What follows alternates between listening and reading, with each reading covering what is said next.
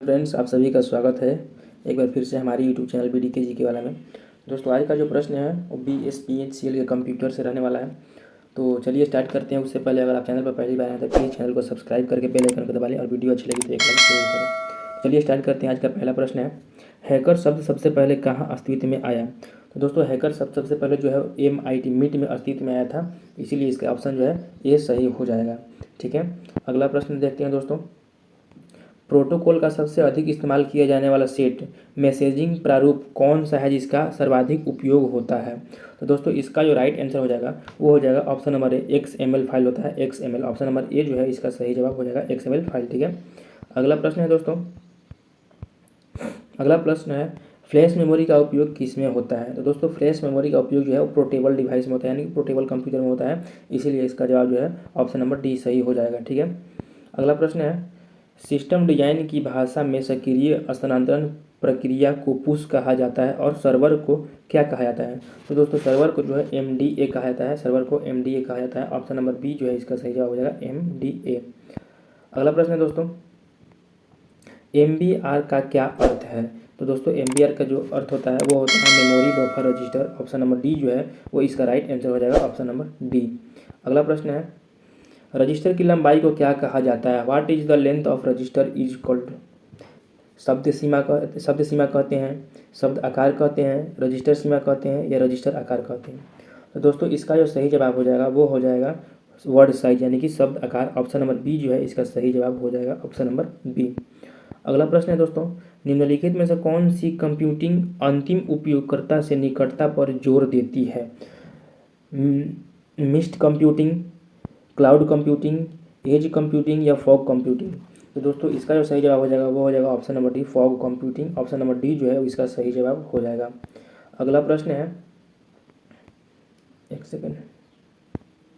अगला प्रश्न है, निम्नलिखित कौन एक कंप्यूटर प्रोग्राम है जिसे नेटवर्क कंप्यूटरों के समूह, शेयरों और सेवाओं पर उपयोगकर्ता नाम और जानकारी पुनर्प्राप्त करने के लिए लागू किया जाता है? तो दोस्तों, इसका जो राइट आंसर जो हो जाएगा वो हो जाएगा नेटवर्क एन्यूमरेटर हो जाएगा। ऑप्शन नंबर सी जो है इसका सही जवाब हो जाएगा, नेटवर्क एन्यूमरेटर। ठीक है, अगला प्रश्न है दोस्तों, MS वर्ड 365 में निम्नलिखित में से किस क्षेत्र में सामान्य कार्य और क्रियाओं के लिए आइकन होते हैं जो अक्सर उपयोग किए जाने वाले कमांड्स तक त्वरित पहुंच प्रदान करते हैं? ठीक है, तो दोस्तों, इसका जो राइट आंसर हो जाएगा वो हो जाएगा quick access tool bar. Option number C जो है इसका सही जवाब हो जाएगा, क्विक एक्सेस टूल बार। ठीक है, अगला प्रश्न है दोस्तों, MS एक्सेल 365 में हम प्रिंट प्रीव्यू में पेज ओरिएंटेशन किस प्रकार बदल सकते हैं?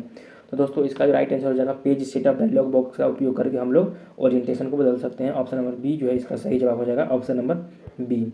अगला प्रश्न है,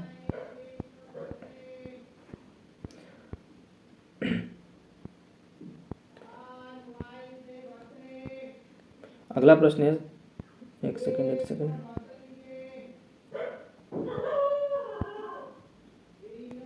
MS एक्सेल 365 में MS एक्सेल का निम्नलिखित में से कौन सा चार्ट ऐसे डेटा विभिन्न आइटम की तुलना करता है जो समय अवधि के साथ बदलते और इसमें कैटेगरी को क्षैतिज अक्ष पर और वैल्यू को ऊर्ध्वाधर अक्ष पर व्यवस्थित किया जाता है? तो दोस्तों, इसका जो राइट आंसर हो जाएगा वो हो जाएगा column chart. Option number D जो है इसका सही जवाब हो जाएगा, column chart. Option number D इसका सही जवाब हो जाएगा। अगला प्रश्न है, कौन सी वायरलेस तकनीक डिवाइसों को वायरलेस राउटर की सीमित सीमा के भीतर इंटरनेट से कनेक्ट करने की अनुमति देती है? तो दोस्तों, इसका जो सही जवाब हो जाएगा वो हो जाएगा वाईफाई। ऑप्शन नंबर डी जो इसका सही जवाब हो जाएगा, सीमित क्षेत्र के लिए जो है वो वाईफाई का ही प्रयोग करते हैं। ठीक है, अगला प्रश्न है दोस्तों, ईमेल के निम्नलिखित में से कौन से भाग में प्रेषक और प्राप्तकर्ता का पता होता है? तो दोस्तों, ईमेल का जो पता होता है वो हेडर में होता है। ऑप्शन नंबर ए जो है इसका सही जवाब हो जाएगा, हेडर।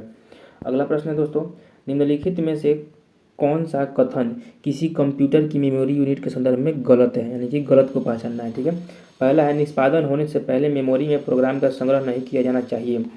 तो इसका ये दूसरा है, प्राइमरी मेमोरी काफ़ी तेज होती है जो इलेक्ट्रॉनिक गति पर कार्य करती है। तीसरा है, मेमोरी यूनिट प्रोग्राम के साथ डेटा का संग्रह करती है। चौथा है, प्राइमरी मेमोरी की अपेक्षा सेकेंडरी मेमोरी बिल्कुल सस्ती होती है। तो इसका जो सही जवाब हो जाएगा दोस्तों हो जाएगा ऑप्शन नंबर ए, निष्पादन होने से पहले मेमोरी में प्रोग्राम का संग्रह नहीं किया जाना चाहिए। ठीक है, अगला प्रश्न है और आज का लास्ट प्रश्न है दोस्तों कंप्यूटर का।